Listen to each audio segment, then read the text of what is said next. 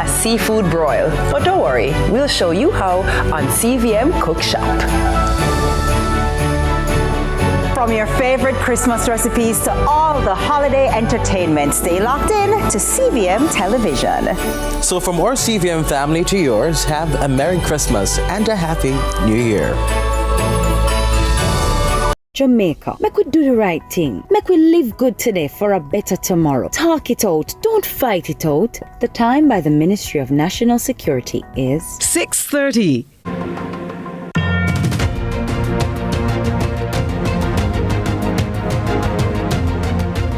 The Minister of Legal and Constitutional Affairs, Marlene Malahoo Fort, has tabled in the House of Representatives a bill that will facilitate the legislative start of Jamaica's move from a constitutional monarchy to republic status. But the road ahead is bumpy. The opposition, the parliamentary opposition, have said they're not willing to play ball unless some key elements of the reform process are front-loaded rather than scheduled for later in the change cycle. The minister joins me today to talk about what's in the bill and how the administration intends to navigate the issues that divide, even as there exists many points on which both government and opposition are in agreement. Lead story on this Tuesday starts now.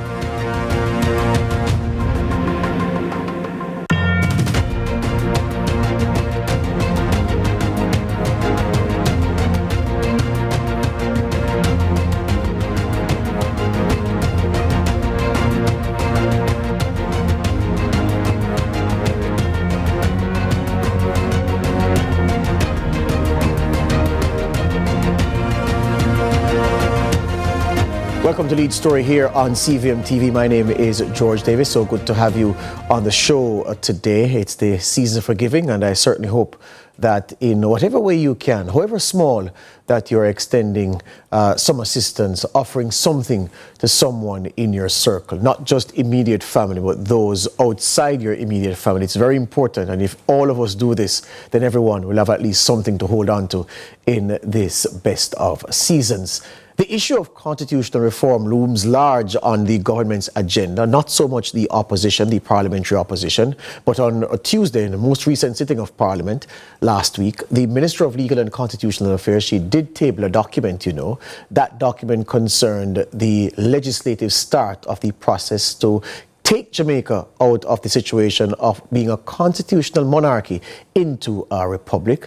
The minister said, look, there are key areas on which the government and the opposition agree, but there are challenges we acknowledge as we look to finalize this process. Interestingly, when the bill was tabled, there was only one member on the opposition benches. That was the Member of Parliament for Western St. Andrew, George Anthony Hilton. He, of course, is a member of the Constitutional Reform Committee, and he said, look, yes, there are points on which we agree, even though there are issues that the opposition believes that the government can do a better job on in terms of where it has placed that occurrence in the legislative continuum or in the reform continuum as outlined based on the mission of the CRC and what it has said in terms of plotting a graph to completing the move from monarchy to republican status. That's what we're going to discuss on the program this evening with the minister as soon as we have her on the line. For now, let's enjoy this package that has been prepared by my producer to set the context for the discussion. The journey to republic has finally begun. This after Minister of Legal and Constitutional Affairs Marlene Malahoo Fort moved the motion to begin the process in the House of Representatives. I am pleased to inform this Honourable House and the people of Jamaica that a bill entitled An Act to Repeal the Jamaica Constitution, Order in Council 1962, and to provide for the legal recognition and operation of the Constitution of Jamaica, notwithstanding the repeal of that order in council, to amend the Constitution of Jamaica to provide for a non-monarchical head of state, thereby establishing Jamaica as a republic. The main feature of the bill will see the removal of the British monarch as Jamaica's head of state, being replaced by a ceremonial president whose main powers and roles will be similar to that of the Governor-General, a model that has also been adopted by our Caribbean counterparts in Barbados.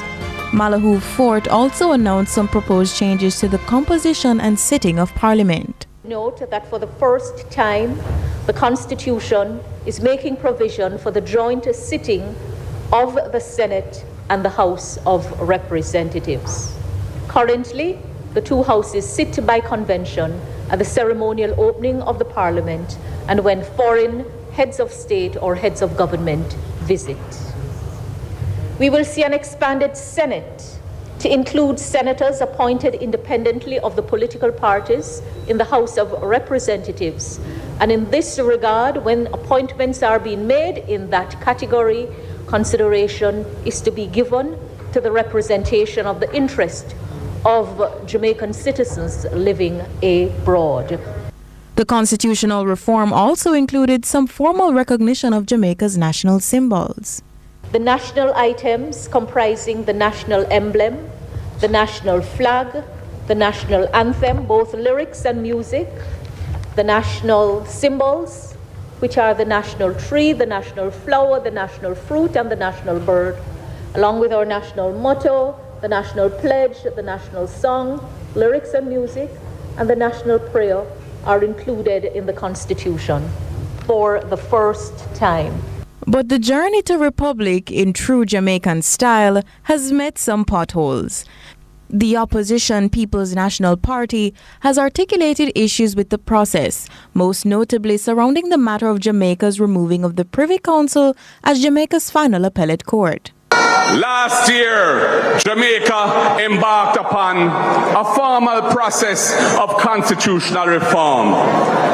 The people were excluded from the design of the process, and the people did not trust it. The PNP is very clear on our positions on points of principle. Our representatives on the committee that they established did not sign the report of that committee because we did not agree and we do not agree with some of its recommendations. We support full decolonization now, not a piecemeal approach.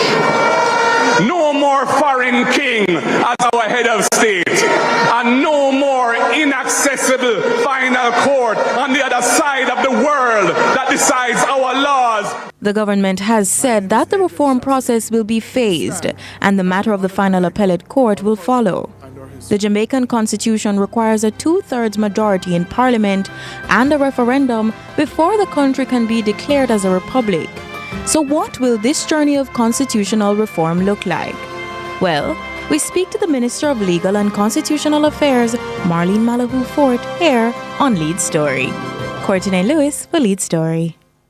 Thank you, Courtney. So a very enthusiastic minister, optimistic as well, but the opposition leader, he has drawn a line in the sand. He has also thrown down the gauntlet right on the edge of that line. He's made his position clear. So the sum total of what will happen is what we're seeking after when I speak with the minister after this break. This is Lead Story here on CVM TV.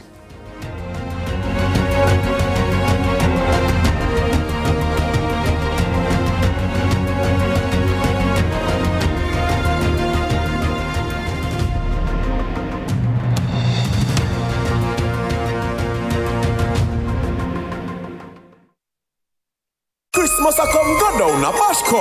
Christmas a come go down a Bashko. Christmas a come go down a Bashko. Christmas a come go down a Bashko. Christmas a come go down a Bashko. We go down to Bashko. With a light and Christmas tree. Gifts for the family. Put some pan sitting up on Christmas Day. So for your decorations go down a Bashko. Matching sheet and curtains go down a Bashko. Something for everyone go down a Bashko. Christmas a come go down a Bashko. These days, challenges are everywhere and things are constantly changing, but independent living remains the same. Rising above physical challenges, we can help you do it.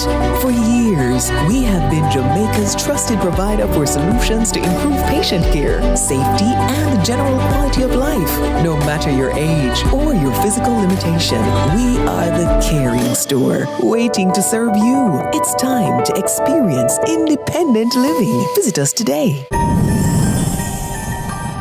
At JPS, we love to serve you. It's a joy to bring you the light. You are the reason we get out there every day and stay late into the night. It's been our privilege and pleasure to serve you. May this Christmas be merry and bright. Merry Christmas. Merry Christmas. Merry Christmas. Merry Christmas, Jamaica. Merry Christmas. Merry Christmas. Merry Christmas, Jamaica. Be safe and be joyful.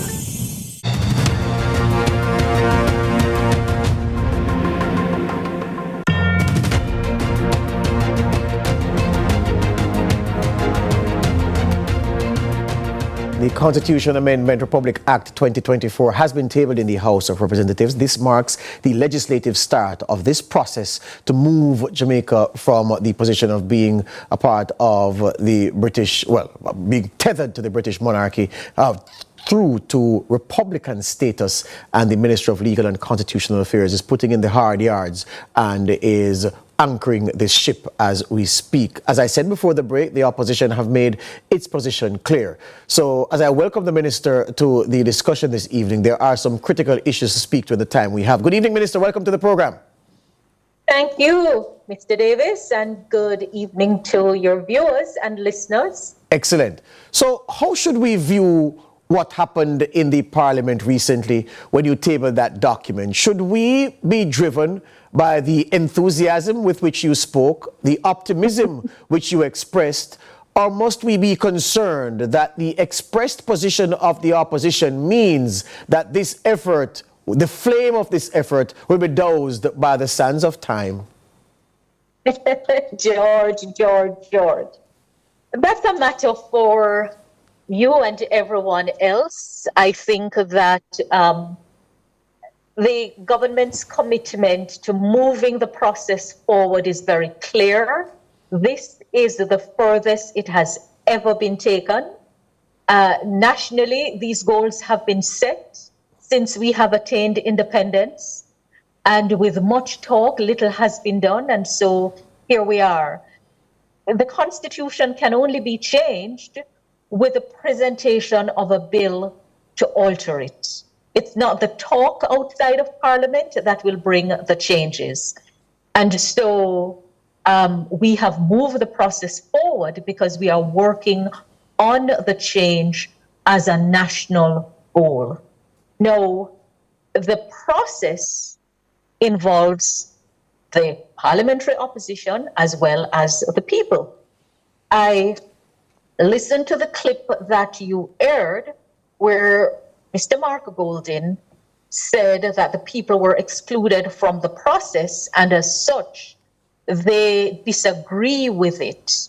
Well, I disagree with Mr. Golding's view, because who leads government after a general election is who leads government, and an opposition does not lead a government. Yes. That is why you have government side and opposition side. Yes. And the work has to be done. No, his quarrel is about the pre-parliamentary process.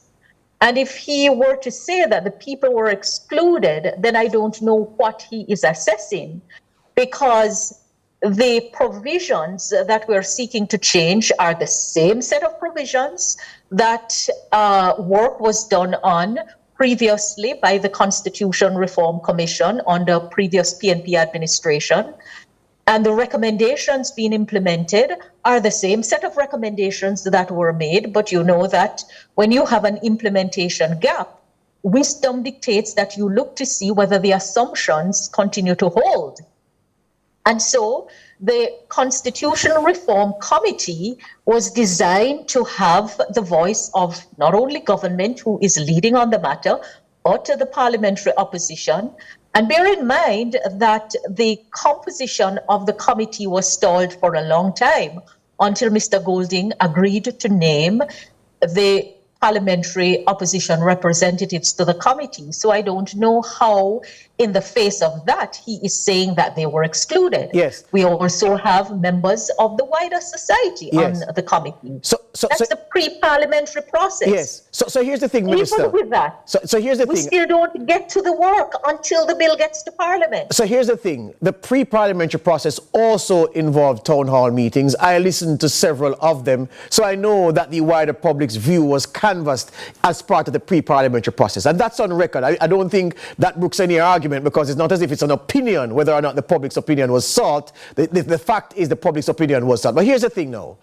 I'm looking at this as a citizen, and I'm excited by the fact that finally we're going to get this thing done. But I look, Minister, into the horizon, and I don't know when the Prime Minister will say Jamaicans were going to the polls now. But I know that that time is nigh. It's going to be sometime next year. And I look at you tabling this bill, and I look at the position that the opposition has taken, and I look at the amount of points that you're going to have to finesse to get agreement on. And I'm saying, this thing will go no further before the next election. Would I and those like me who believe that, would we be correct in your estimation in saying that?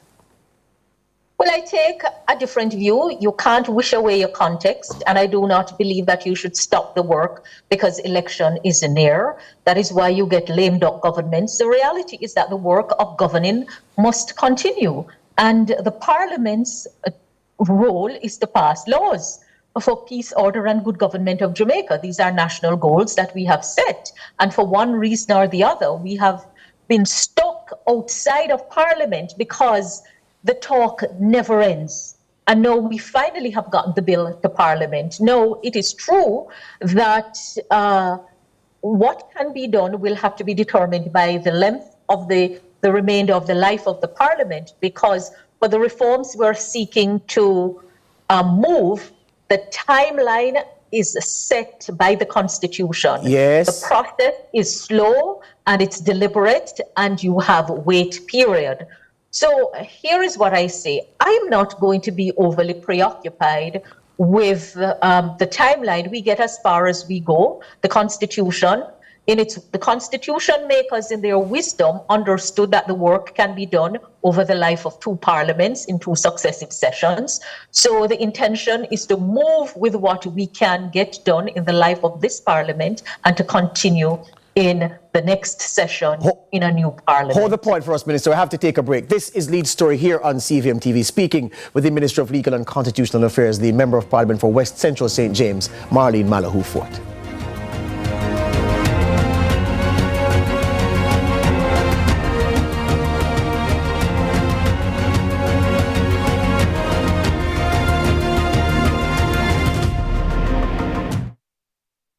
Are you a civil servant or government pensioner? The Jamaica Civil Service Mutual Thrift Society Limited is a financial institution that offers savings and loans to fulfill all your financial needs. Open an account with as little as $1,000. All our products and services are available online. Contact the Thrift Society at 10 Caledonia Avenue, Crossroads. Visit jcsmts.com.jm. Call 876-926-5634-5 or WhatsApp 876-815-1952.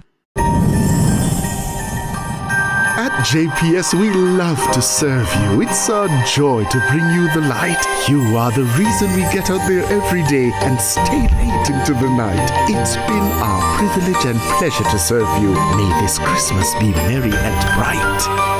Merry Christmas. Merry Christmas. Merry Christmas. Merry Christmas, Jamaica. Merry Christmas. Merry Christmas. Merry Christmas, Jamaica. Be safe and be joyful.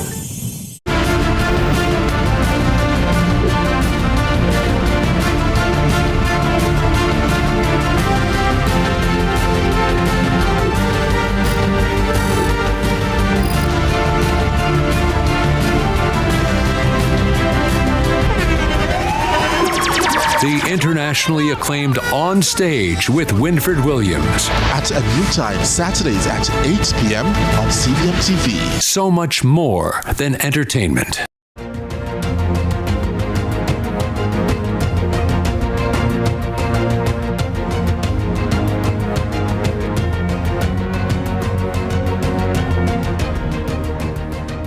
The Minister of Legal and Constitutional Affairs is Marlene Malahoo Fort. She's out in her constituency of West Central St. James doing work at the constituency level, which is perhaps why she's not here with me in the studio. But we're still cracking on with this conversation about the big step taken in the constitutional reform process. That bill tabled in the House of Representatives in the last session of Parliament signals the start of the legislative process to move us from monarchy ties to Republican status, and the minister is talking about that process. Minister, I don't want you to miss the opportunity, though, to really put in context where we are in this process, because you know that Jamaicans, we're very intelligent, we're very smart, but we also can be very impatient at times, and then when we get impatient, we get miserable, and then we start thinking all kinds of things. This, what you're handling right now, it is true, Minister, to describe it as a peristaltic process, because there are 3 months between the time when you've tabled this bill for the debate on it to start, and then 3 months after the debate for further action to be taken. So when you put those 6 months together, and where we are 6 months from now is what? June next year, and you're talking about election season. With all the best intentions in the world and the work of the CRC, it is hardly likely that the needle will be moved further beyond the point where this parliament dies and the next parliament takes office. Permit me, George, to make 3 points. Yes, miss. I would like Mr. Mark Golding to tell the people of Jamaica whether, as the leader of the People's National Party opposition, he will stand in the way of Jamaica having a Jamaican head of state, because that, in effect, would be the result of the withholding of support by the opposition, standing in the way of Jamaica having a Jamaican head of state reflective of our nationality and our Jamaican identity. That's one.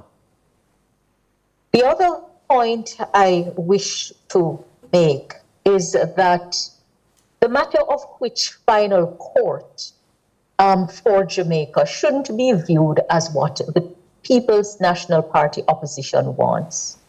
I think that it runs the risk of people wondering whether the court would be tainted. And so we have to proceed carefully. The determination of which final court has to take place in the context of daily calls for justice. You do not get to an appellate court unless you have something to appeal from. You have to have a decision or a judgment of a trial court. And so we don't, in the context of reviewing the administration of justice in Jamaica, the Jamaica Labour Party took the view that before we move to the final court, we need to reason out what justice means to the people, how it is being administered, and the issues that we have. Because again, you don't get to appeal unless you have a decision from which to appeal. Mm-hmm. And so our policy approach in sequencing the steps was well thought out, having regard to our observations about what matters to the people. And remind the public of the constitutional reform, Minister, just to stick up in, remind the public, did the Constitutional Reform Committee, of which 2 opposition nominees are a part, did they agree on the sequencing, or did the rest of the committee endorse the sequencing, but those 2 members abstained? Well, let us just say that we had terms of reference, and the terms of reference set out a phased approach. But from day one, there was a tension around the terms of reference, but the terms were agreed by every member, every single member. Mm-hmm. And it was made clear that the issue of the court and the justice system would come in the next phase, because we wanted to deal with the matter of the transition from the monarchy first. The third point you wanted to make. And then Jamaicans really want to have a say in which court. Yes. So we have never really discussed the matter in the way that it needs to be discussed. Again, you do not get to appeal unless there's a decision from which to appeal. Before we finish the time, I wanted to make the third point. Rush to extension to the CCJ. We may very well get to there. Yes. But we believe that you must go through a process. Hear you on that. The third point, you mentioned 2 points you wanted to raise to Mr. Golding directly. What's the third one? You know, Prime Minister Holness took the deliberate decision not to politicize this constitutional reform work because in his wisdom, he understands that it has to be a national effort. And so you have not heard the Prime Minister attempting to politicize this work at all. I would say to the leader of the opposition, let us look beyond the partisan divide and consider this work as what is in the best interest of Jamaica. It cannot be that unless you do it all at once, we will do none at all. Because that, in effect, is what he's saying. All at once or nothing at all. Yes. No. The people may say when we go to the referendum that let us keep the monarch. So what? We put everything and fail at everything? Come on, man. We have to be sensible in this. Remember, with all the talk that the People's National Party had talked of constitutional reform, they were never able to table the bill in Parliament to get to the proposal for the abolition of the monarchy. Yes. I know we're there. Minister, we only have 30 seconds left. I have to ask you this. You've spoken not just today of the issues that are causing some discord between the two political parties. But what would you say is that one thing that both of you are clear and agreed on in this whole process? What's that big thing that you are both in agreement on? That Jamaica should have a Jamaican head of state. But you just asked the question about whether the opposition leader is serious about having a Jamaican as the head of state. You understand the question. Because these goals were set a long time ago, from the time we attained independence. In fact, you know, don't forget that Mr. Golding himself had written to the Prime Minister, asking the Prime Minister to make the move to abolish the monarchy and move to a Republican form of government. Don't forget that this is part of what stirred Prime Minister Holness on to getting on with this work. So I believe that, you know, Jamaica is at a stage where we need a different exercise of leadership. And we have to look beyond what is politically expedient, and the work has to continue. We have good examples of work being done across administration in the best interest of Jamaica and Jamaicans. Hear you on that. This is one topic that we have to take that approach. Yes, we're out of... I promise you, George, yes. Remember we spoke before the bill was tabled. Yes. Know that it is tabled. On another day, I will come and take your listeners through what we're seeking to achieve. I am truly excited by it, and I'm so honored for the privilege to lead the process and to take it the farthest it has ever gone. Hear you on that. All the best to you and your team down there in West Central St. James. Merry Christmas to you and the family, and we hope to see you continuing this process soon, of course, in concert with the opposition. All the best. Oh, thank you, and Merry Christmas to your viewers and listeners when it comes. Excellent. Marlene Malahou, Minister of Legal and Constitutional Affairs. Enough time just for me to say that Nika Lewis has been here. She's been doing a photo shoot while I've been working, but now she's ready to present the news. Will Leo be a part of the package? No, I don't think so. Yeah, no story about him this evening. That's my time. All the best. News at 7 up next.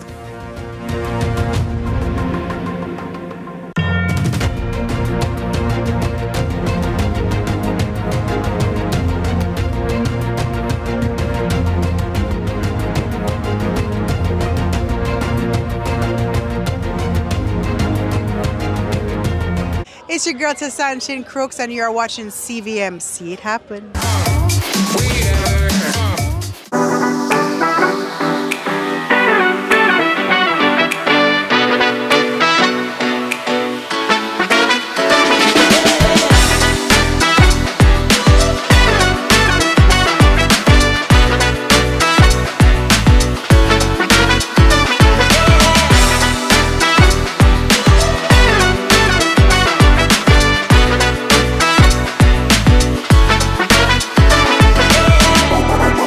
Take some time, slow down this Christmas. Have some cake, some sorrel chocolate. But remember just to get some rest, because we have some goals to tackle. It's 2025 and we want them to be a winning year for you all the very best, and I'll see you next year. Get Sagicor School Companion Health Plan for as little as $2,540 per month. The time by Sagicor Life is 7 o'clock. CVM News at 7 Headlines Thursday. Brought to you by Guardian Life. Live secure. Live easy.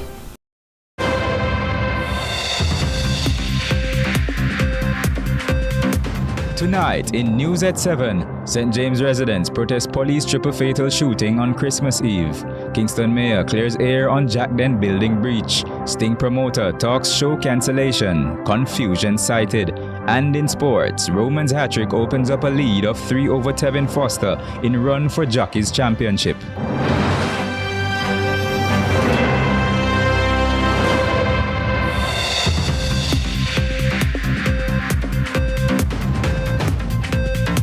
CVM News at 7 Headlines Thursday.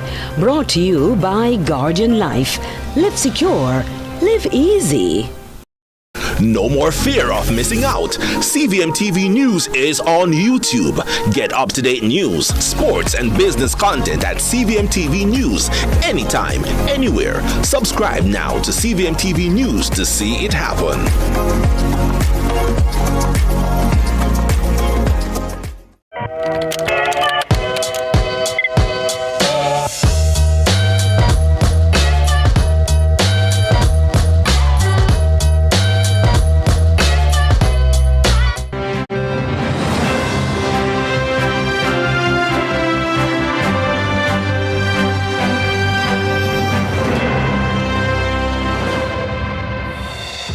From Kingston, Jamaica, this is CVM News at 7. I'm Nika Lewis. It's Boxing Day, Thursday, December 26, 2024. Thanks for having joined us. Scores of St. James residents today blocked roads near Orange in the parish, demanding justice for the triple fatal shooting of 3 men police say fired at them while effecting a warrant on Tuesday. But the locals insist much about the encounter is questionable, adding that these were innocent men who were killed execution style. Angela Melville will have the details shortly. But the Jamaica Constabulary Force is increasing its presence in schools, as announced by Commanding Officer for the St. Andrews South Police Division, Superintendent Damian Manderson. Speaking at a poster competition for schools, the superintendent says the force will be providing additional resources to officers and resource officers to schools within the division. He says this is part of their objective to maintain safety in what should be a safe space for children. In addition to the 4 SROs that we have already added over the past month or 2, we have now added another 2 SROs, taking the number to 6. I do think I saw at least 2 of you, the other 2 additions are here. That's Miss Unsley and Mr. Hines. And they are our newest kids on the block as SROs to work with the schools. We made a commitment to you when we met with the principals. And telling the students is we met with your principals and we made a commitment that we're going to find the resources to put more police officers in our schools for safer spaces to be created. And we are sticking to that commitment. The High Command of the Jamaica Constabulary Force is sticking to that commitment, and we will continue to work with you. This increase reflects our deliberate and ongoing effort to strengthen the partnerships with schools and to ensure that every child can learn and grow in a safe environment. As the year comes to a close, the number of road fatalities increase, though still less when compared to the same period last year. Despite this, however, the authorities are urging motorists to drive safely as they aim to close the year on a good note. Trisha Gay Kelly files this report. Despite the National Road Safety Council NRSC's constant calls for safety on the road, 3 people died on Christmas Day. One incident claimed the lives of 2 individuals when a driver undertook another vehicle and subsequently crashed. In the other incident, a pedestrian allegedly walked into the oncoming traffic. NRSC Vice Chairman Dr. Lucian Jones says the news of such incidents in what should be a festive season is devastating. The reality that 3 persons died in 2 collisions on Christmas Day reminds us of the dangers of driving on our roads, where so far 362 precious lives have been lost. 25 to date in December, historically one of the deadliest months of the year. However, the good news is that last year at this time, 419 persons had died, resulting in a welcome 14%. Dr. Jones says while this is good news, Jamaica's road rating is still below the at least 3-star level it should be. The challenge for the country, however, is that despite the good news, we have a very long road to travel to achieve what the WHO has mandated for all countries, to reduce fatalities by 50% by 2030.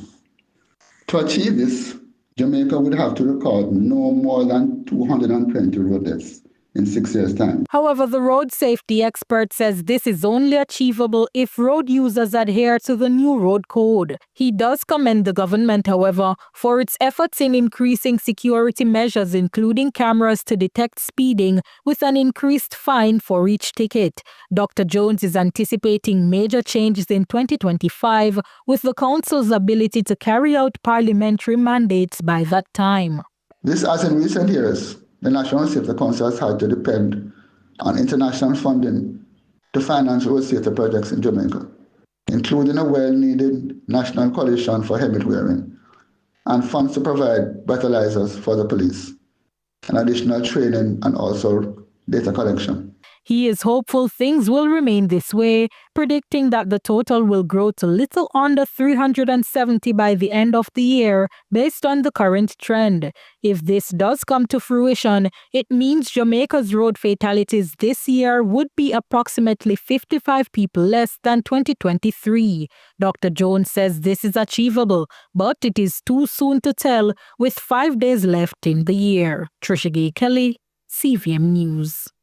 And we take you back to our lead story now, where scores of St. James residents today blocked roads near Orange in the parish, demanding justice for the triple fatal shooting of 3 men police say fired at them while effecting a warrant on Tuesday.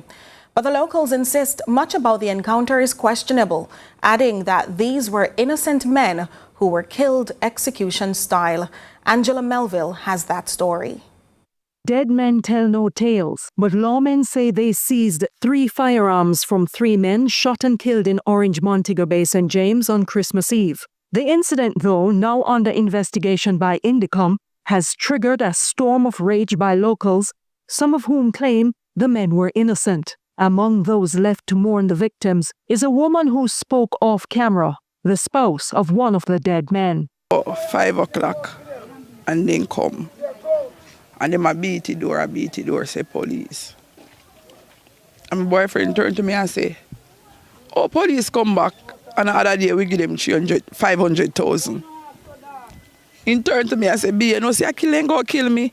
And I said, no, bother with the negative talk, man, they not kill you. Anyway, we hold them off. Me start call people because I want crowd come down because a 4th time then come here. When me start call people to get crowd come down, somebody answer and me say call out the community because police there. And at 5 o'clock, me start tremble. He turned to me and said, B, tomorrow Christmas and I'm no one dead. But he did die, and she and other locals insist it was an execution-style shooting. Her narrative runs counter to the report in which it's indicated law enforcement, upon entering the premises to effect a warrant, were greeted with gunfire, and when they responded with like force, the men were found dead. They say, police, what me door when you come out on the veranda. We say, since the police declare on themselves, they come up on the step and we see them. When I hear what dead, Max turned to them and say, oh no, me know no man. Anyway, they say what me grill, we what me grill. Before we come out on the veranda, they ask what in our house, they ask where pitney them there. Because they know say pitney live up on my yard. I say, no say pitney them not there here. When we open me grill, the 4 already on the veranda, you know. And then left me alone on the veranda with 2 officers. And carry 3 of them in our house. And by the time 3 of them go in our house, I just gunshot me start air fire. Be a gunshot. She said she took cover, but not before witnessing her lover's final breath. And my boyfriend did, because he never did when they shot him. My boyfriend vomit 3 times. When he vomit 3 times, I'm a little down and I turn around and see him. And he said, B, they shoot me. And then they finish him. When they take me out of the house and they carry me come down the road, they back up a van in the yard. I don't know why here, or they fling them in a van like a gang goat.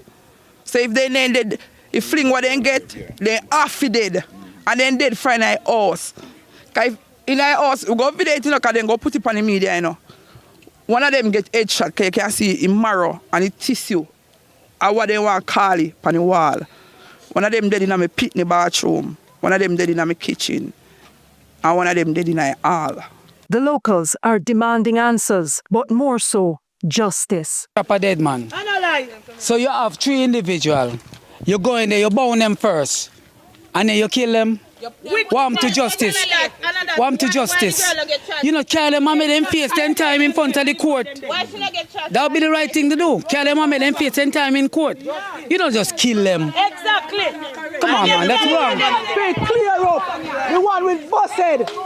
Because you, them not involved in no busted killing. You understand? Yeah. A lie. Clear up the nail with busted. And an innocent youth them dead. You understand? We want justice. Justice to the youth them. You understand? And we know a one busted. But you want to place it clear up off and not the part there. You understand? Police come kill 3 men and tell life on them. Angela Melville for CVM News. In other news now, Kingston's Mayor Andrew Swaby has published his findings from a report he had requested in relation to the development at 18.5 Lyndhurst Road, housing Jack Den. In a statement this week, the mayor notes that the matter is now the subject of an Integrity Commission probe, but shares that despite an initial breach of permit, the company had taken steps to formally address the issues and the agencies had recommended it for approval. We hear more in this report. 2024 is seemingly a year of alleged building breaches. It's a saga now filled with what appears political undertones in the corporate area. And the latest stop was at 18.5 Lyndhurst Road, a building housing the offices of Jack Den. The business is owned by a councillor in the Kingston and St. Andrew Municipal Corporation, Dennis Gordon, and has only recently become the center of attention over alleged building breaches. Well, Mayor Andrew Swaby says he requested a report which has since come to him for review and found only now the reason for the concerns. With a slew of activities dating back to April 21, 2023, when Jack Den submitted an application seeking permission for the partial demolition, renovation and construction of a 2-story building intended for office and warehouse use. On April 25, 2023, the application was assigned to the building officer responsible for the zone where the building is located. Then on May 5, 2023, the application was referred to the Jamaica Fire Brigade, JFB, and the Town and Country Planning Authority, TCPA. Later on June 20, 2023, the building officer completed an initial assessment of the application, and by August 3, 2023, the Jamaica Fire Brigade responded to the application requesting amendments. But it was on September 29, 2023 that the Director of Planning visited the site and discovered that the structure under construction was a 3-story building exceeding the 2 stories specified in the application. On October 9, 2023, the Town and Country Planning Authority responded to the application, also requesting amendments. And on October 17, 2023, the breach of the approved plans was officially documented in the file. Later on November 10, 2023, a cease work notice was served on the owner or occupier. But it didn't end there. The mayor found that several key requirements were subsequently imposed on the applicant to regularize the development as-built measure. These included submitting updated drawings that accurately reflect the actual construction, paying as-built fees equivalent to 1% of the bill quantities prepared by a registered quantity surveyor, the maximum fee allowed by law for breaches, and providing a professional engineer's report to confirm structural integrity. On April 30, 2024, the applicant had complied with all these requirements. Then he notes that the relevant agencies reviewed the updated documents and each recommended for approval in December 2024. On December 10, 2024, the Chief Engineering Officer recommended the application for building approval, and it was referred to the Planning Department on December 17, 2024 for its consideration, after which it will be presented to the Building and Planning Committee for consideration. Of note, the matter is now the subject of an Integrity Commission investigation, the reason the mayor gave for his making no further comments on the matter. Trisha Gay Kelly, CVM News. Popular reggae and dancehall event Sting was today postponed, leaving many disgruntled. Adrian Williams shares the details of what transpired, causing this unexpected twist. We see here an empty Jam World venue. Location for Sting 2024, dubbed as the greatest one-night reggae and dancehall show on earth. This is because the event was postponed just hours before it was slated to begin on Boxing Day. It is said that Clear Sound Production Services, who was responsible for setup at the show, withdrew its services due to lack of payment based on prior arrangements. Head of Supreme Promotions, Isaiah Leng, told us he is very disappointed with this outcome and that there was confusion in responses from the production company. So when we went on the compound the other night, I saw them not moving. One party is saying, yes, they are doing the show, and the next party is saying that they're not doing it. Must bring back the sound to the location. So I don't know, there's a rift between their companies, that company. And I just never knew that it was just one person that owned it anymore. The show was set to see the lights of Tommy Lee Sparta, Pablo YG, General B, and young sensations AI Millie and Jeff Fully Auto, something Leng believes has robbed young talents of their opportunity to shine. We have like 15 to 16 young artists that was sure to make a big headline come tomorrow. Because what happened at rehearsal was tremendous. I never saw a rehearsal where so much young people go on a band, go on a rehearsal and did that well. Leng says he and his team have not received the flowers deserved. And I've always said they treat Sting as if it's a bastard child. I get it. And it is the one that is bringing forth all of the richness out of the artists in this country. As to a new date for the show? Searching for the right date now to give you back the event. Until very soon. We're just watching the marketplace. Because in January right there you have Rebel. So we have to give it some time. So we might have to look at the reggae month. But I'm not going to stick to anything until we find the right location. Adrian Williams reporting for CVM News. Meanwhile, Clear Sound Production Services Group Limited, in a media statement sent to our newsroom a short while ago, says the allegations may be deemed as prima facie defamatory, which has forced them to respond. The release states the agreed mobilization amount of Jamaican $8 million was to be paid by December 22, 2024. Despite assurances and word-of-mouth promises, a total of only $1 million Jamaican dollars was received from the promoter, which was paid in 3 parts on December 22 and December 23. The remaining $7 million was promised by December 24, but has not been deposited into their designated account. They also say that they've received a photo of a purported RTGS transaction for $6.5 million.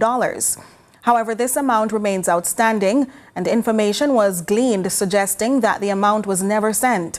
They say despite efforts including several days of documented conversations, the lack of confirmed funds made it impossible to proceed with the event. We take a quick look now at regional and international news.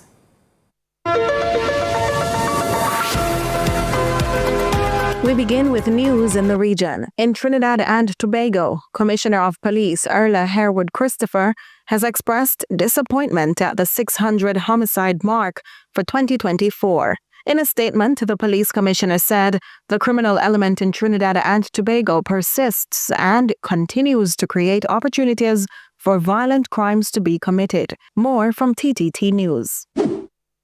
The top cop said this will continue to be the challenge until we succeed in diverting the minds of the criminal elements in our society, especially our young men, from the commission of violent crimes to more productive activities. She highlighted homicides are not just a TTPS issue, but a national issue, and there is a role for every citizen in our endeavor to reduce these statistics. In international news, an estimated 1,500 inmates escaped Mozambique prison and some 33 people confirmed dead in post-election chaos. Machava prison holds high-risk inmates, including jihadists linked to armed groups in Cabo Delgado. At least 30 jihadists are among the escapees, including one classified as, quote, highly dangerous, raising security concerns. Details from Africa News. Amateur videos show the moment prisoners estimated to be as many as 6,000 escaped from a jail in Mozambique.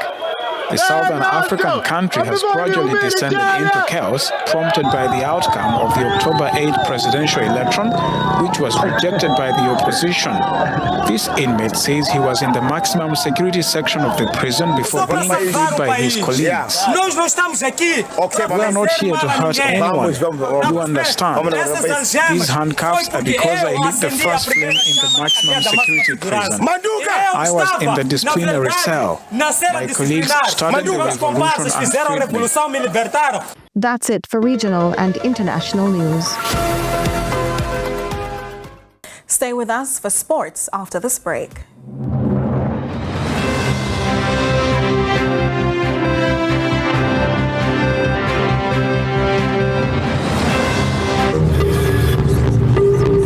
Join my private room.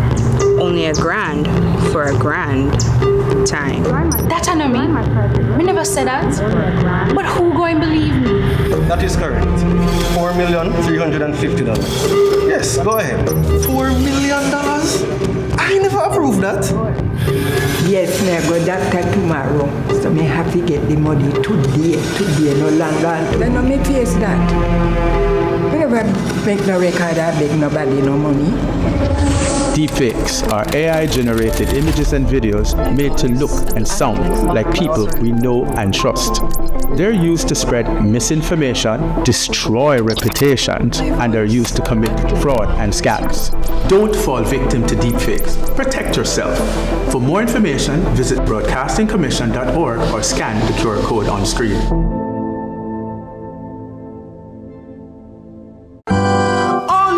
Christmas is your two-front seat, your two-front seat, your two-front seat. At Jamaica Pegasus, your two-front seat for Christmas comedy cook-off. Thursday, December 26th at the Grand Ballroom of the Jamaica Pegasus Hotel. Gates open 6 p.m. Showtime 7:30 sharp. Call 876-542-4160 for ticket info. Christmas comedy cook-up, serving up laughter. At Jamaica Pegasus, your two-front seat for Christmas comedy cook-off. Pizza Hut got just a meal for the holiday season. Celebration! The Hut's holiday treat, so delicious, the flavor and the taste is so right. So everybody let's share the joy with one and all. It's the Hut's holiday treat. Christmas is the season to share with the delicious Hut's holiday treat from Pizza Hut. 1 large pepperoni, Hawaiian, vegetarian, or barbecue chicken pizza. 1 family serving of cinnamon sticks, cheese sticks, or breadsticks, and a 2-liter Pepsi. Share the joy with a Hut's holiday treat from Pizza Hut. Now that's delivering. Check, love and respect in all aspects. This is Agent Sasko, inviting you to join me on December 29th at the Yuba Bowl in Mona for Grateful, the concert, as I celebrate my 25-year journey in music, and we celebrate gratitude itself at this time of year as we look forward to 2025. Sasko Live, and you are gonna hey, watch you now. From we so grateful, the place full. December 29th, you be bowl up a moon, not just come and hold a vibe. Hey, we'll leap a artist, we'll leap a surprise, and an early show setting, so we done by middle night.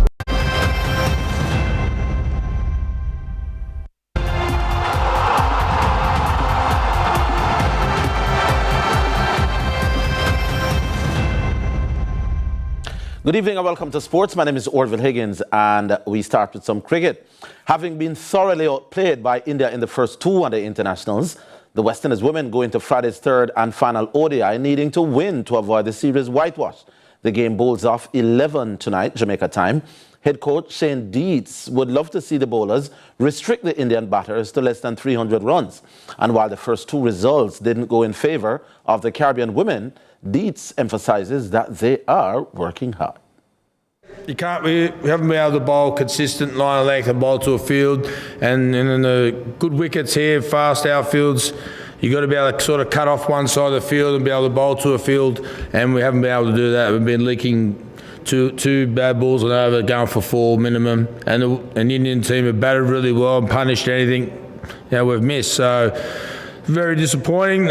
Leading up to the last few months in the World Cup, bowling was a real big strength of ours. Obviously, Chanel Henry's probably our key fast bowler. She's been out injured, which has been a big miss for us because she is a strike bowler with the new ball, and we've definitely missed that. We haven't been able to get wickets in the power play to get momentum, so that's been an issue. But we've got one more game, so there's a chance for the players to step up and get a win, and if we get a win, we can still play Bangladesh and we can still get automatic qualification to the World Cup. So that's got to be our goal. Obviously, they're trying; they're not trying to fail all the time. We're putting in a lot of work to improve the other players. Obviously, over the period of the last probably 5-8 years or so. There's Stefani, Taylor as well. Those three have been the big three for West Indies cricket. But we're never going to be a successful team unless we've got 11, 15, really 20 world-class players. So how we do that is what we're looking at. There's a lot of things we need to do better back in the Caribbean. Regional cricket, consistent 12-month programs for the players in the squad, outside the squad. So there's obviously a lot of work to do. We get to see the players on tour and we play games and the players are trying to learn to play cricket at international level, which is near impossible. So we've got to get the players once they better before they get to international level. But the players are training hard when we're on tour. Everyone's really working hard. We just probably got to work a bit harder away from the tours, and that's the challenge with facilities, coaches, players spread out all over the Caribbean. Logistics are very difficult as well, but we're going to overcome those challenges and have no excuses and get better. So we'll be working hard to do so. Meanwhile, in some Boxing Day tests at Sports Time, Australia resuming on their overnight 311 for 6 were 365 for 6 on day 2 of their 4th test against India at the Melbourne Cricket Ground. Steve Smith is unbeaten on 92. Now let's tell you how the opening day went. The 19-year-old opener, Sam Constas, marked his debut for host Australia, cracking an aggressive 60 from 65 deliveries. Marnus Labuschagne 72 and Usman Khawaja 57 also had half centuries. Jasper Bumrah is so far the top wicket taker with 3 for 82. Playing for the Border Gavaskar Trophy, the 5-match series is level at 1-1, with both sides needing to win the series 3-1 to guarantee a place in the World Test Championship final. Meanwhile, at Super Sport Park in Centurion, South Africa, Dane Patterson recorded his second Test 5-wicket haul in consecutive matches, while Corbin Bosch grabbed 4 on his debut as Pakistan were bowled out for 211 on the opening day of the first Test. Cameron Ghulam was the only batter to offer some resistance, top scoring with 54. Patterson finished with 5 for 61 and Bosch 4 for 63. Now the South Africans were 82 for 3, trailing by 129 runs. Opener Aiden Markram is not out on 47, and with him is captain Temba Bavuma, who is 4 not out. With one race day to go in 2024, Radesh Roman rode a 3-time run Boxing Day's 10-race card to stretch his lead to 3 in the Jockeys Championship over Tevin Foster. Foster was first in the winner's enclosure on Thursday, capturing race 2 to guide home Storm Valley for trainer Rand Darby for his 129th winner of the season. Still 2 furlongs to travel. They're at the top of the lane and Storm Valley is comfortably on that lead. Rushing down in the middle, that's Zedite. Storm Valley Tevin Foster taking a peek in his mirror and maybe liking what he's seeing. It's still Storm Valley comfortably in front, about 7 lengths. Zedai cutting into the lead though, but Storm Valley still has a nice cushion coming to the half a furlong pole. Storm Valley and a terrific Tevin Foster, and this win will make him join the leader, the Sneaky Fox. Storm Valley beats Zedai. Then comes April Spirit. Coming into Boxing Day with 129 winners, Roman got his 130th astride the Oral Hayden trained Unruly Boss in race 4. Coming into the lane now, and Sticky Don looks to strike the front, but narrowly just on the outside. Unruly Boss gets rolling on the Radish Roman and Unruly Boss, and now the two top jocks are fighting for it right against the rail. Tevin Foster and Duke and Era of Fire, but it's Unruly Boss with that lead. Era of Fire trying to come on, also coming out wide. That is the Love of God, but it's Unruly Boss beginning to pull away. Sneaky Fox and Unruly Boss, they will win the 4th. Unruly Boss beats the Love of God, got tied for 3rd. Race 5 provided Roman with his 131st winner, the Philip Elliott trained Indestructible. To us, but they're sorting themselves out, and Narissa's Angel has that lead over Indestructible. Dream to Reality on the far side.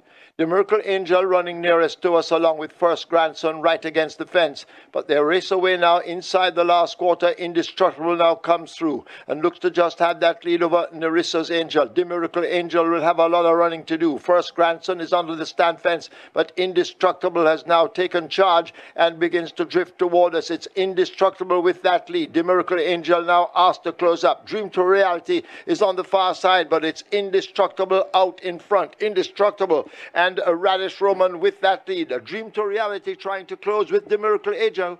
Indestructible wins it. Well, that's it for sports for this evening. My name is Orville Higgins. We turn things now over to Nika at the main desk. Thanks, Orville, and thank you, because that's CVM News for this Boxing Day. Thanks again for having joined us. I'm Nika Lewis. From all of us here at CVM TV, happy holidays.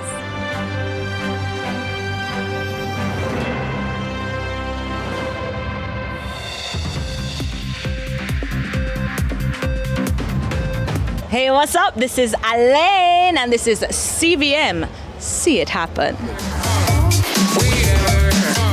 Crunch the holidays, however you want. KFC, it's finger-licking good. The time by KFC is...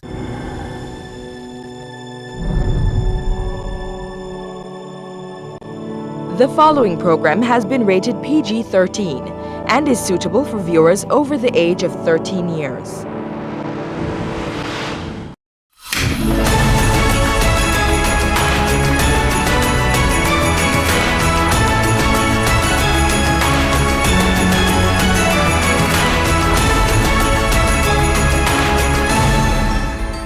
Welcome to CVM Cook Shop, where the magic of Christmas comes to life one dish at a time.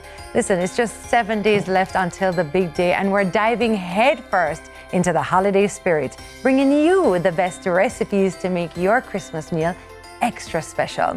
Now, whether you're cooking for a crowd like me or just a cozy family dinner, we've got everything you need to make this holiday season unforgettable. Now, this episode is sponsored by Grace and IGL, so stay tuned, because today we're cooking up something that's bound to add some sparkle to your Christmas table. Now, in the kitchen, we have Chef Alex Shaw from Hungry Belly Catering. Hi, Alex. He's getting ready to teach us how to make, listen to this, rosemary jerk baked chicken, gungo rice and peas, mac and cheese, and sauteed vegetables. Sounds good. All right, quick question. Did you know that consuming baked chicken is healthier for you than frying the chicken? I love that. Here are some health benefits of consuming baked chicken. Now listen to this. It's high in lean protein. Yes, chicken, particularly the breast, is a great source of lean protein, which is essential for muscle building. Hello. No bad. Tissue repair and overall body function. Protein also helps to keep you feeling fuller for longer, which can be beneficial for weight management. Now, when baked without the skin, chicken is low in fat, particularly saturated fat, which is beneficial for heart health. It's a healthy alternative to fried chicken, which is higher in unhealthy fats. Now, it's also rich in nutrients. So chicken is a good source of essential vitamins and minerals like B vitamins, especially niacin, B6 and B12, which help to support energy, metabolism,